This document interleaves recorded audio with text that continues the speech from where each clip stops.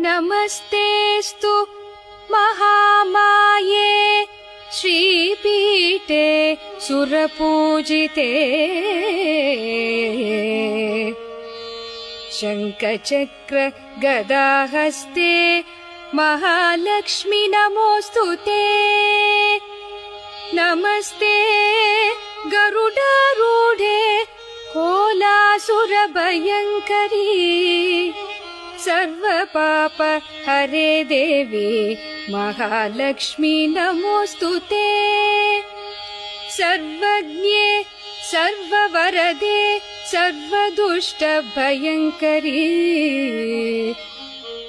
सर्वदुःख हरे देवी महालक्ष्मी नमोऽस्तुते सिद्धिबुद्धिप्रदे देवी भुक्तिमुक्तिप्रदायिनी